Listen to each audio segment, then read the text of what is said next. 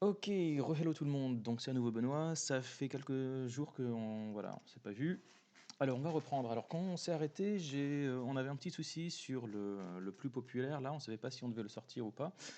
La question qu'on avait c'était, voilà, quand on se rapprochait comme ça, on avait tout sur une ligne, et puis même en mettant un flex basis de 100% sur les plus populaires, et ben on avait les apparts qui restaient sur la même ligne. Alors bah tout simplement le problème c'est que si je lui mets un flex basis de 100%, euh, où est-ce qu'il est, ouais, le H3 là. Même si je mets un flex basis de 100%, donc allez, on y va, apartment list, hop, le H3, et je lui mets un flex basis de 100%, il va uniquement prendre la place qui est disponible. Donc même en faisant comme ça, vous voyez qu'il a pris toute la place qui était disponible. Mais si j'ai envie qu'il prenne vraiment toute la largeur, il faut que je dise que bah, les autres apparts, il faut qu'ils passent à la ligne. Et comment est-ce qu'on dit à... Comment est-ce qu'on dit à Flex de passer à la ligne? Eh ben, c'est la propriété qu'on a vue qui s'appelle Flex Wrap. Donc allons-y, mettons là comme ça, Flex Wrap. Alors attends, non, est-ce que c'est pas le H3 qui va wrapper? C'est plutôt le parent. Et alors le parent, c'est celui qui est en display flex là, et on va lui mettre Flex Wrap Wrap. Qu'est-ce que ça donne? Voilà. Et maintenant, là, le plus populaire, il a pris toute la place qui était disponible. Alors, c'est une manière de faire. Ensuite, je ne sais pas si c'est la meilleure manière, puisque ça veut dire que maintenant, dans notre Flexbox, on a 4 éléments, là, qui se comportent pas tous pareil. Moi, je suis pas trop grand fan de ça. Alors, si vous voulez le faire comme ça, vous pouvez, mais moi, je vous conseillerais quand même de sortir le H3 de la Flexbox. Comme ça, on travaillera que sur les appartements qui se comporteront tous de la même manière. Donc, je vous propose de faire ça.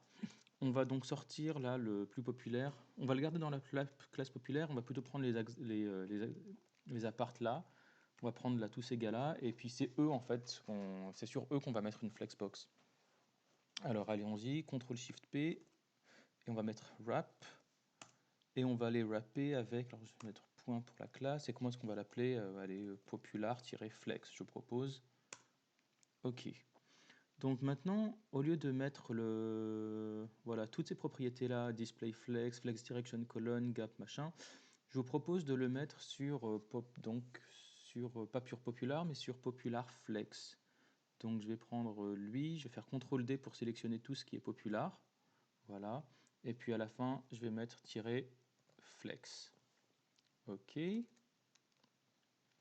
Euh, Qu'est-ce qui se passe maintenant si on retourne là? Voilà, c'est à peu près ce qu'on voulait. Et puis si vous regardez ici, vous voyez que donc là, dans le populaire, je vais mettre un petit bouton droit ici, vous voyez, on est dans la classe populaire, il y a un H3 qui n'est pas concerné par la Flexbox, et ensuite là on a le Popular Flex qui lui est en Flexbox.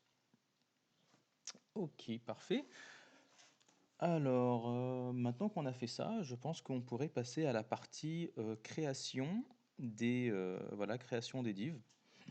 Alors, on a deux types de divs. Alors, ça, c'est ce qu'on appelle des cartes. Tous ces machins-là, voilà, ça s'appelle carte, carte, carte. Donc, on va créer des cartes. Je voudrais juste attirer votre attention sur le fait qu'on a deux types de cartes différentes ici, hein. Quand on regarde l'hébergement à Marseille, lui, il ne change pas, voilà, qu'on soit en plein écran ou bien qu'on soit sur un écran plus petit. Quand on passe le breakpoint, vous voyez que individuellement, donc leur position change, mais en soi, la carte, elle reste exactement la même, hein. Ça veut dire qu'on a la photo au-dessus et le texte en dessous. Ça, c'est pas la même chose pour le côté populaire. Vous voyez que quand on est sur le petit écran, avec le plus populaire, on a la photo à gauche, alors que quand on est en plus grand, là, on a...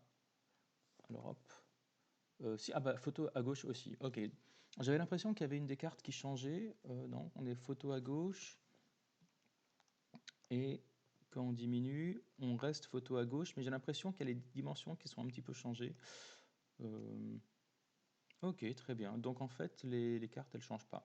Ok, parfait. Moi, ce que je vous propose, c'est qu'on va commencer par créer une carte sur Marseille.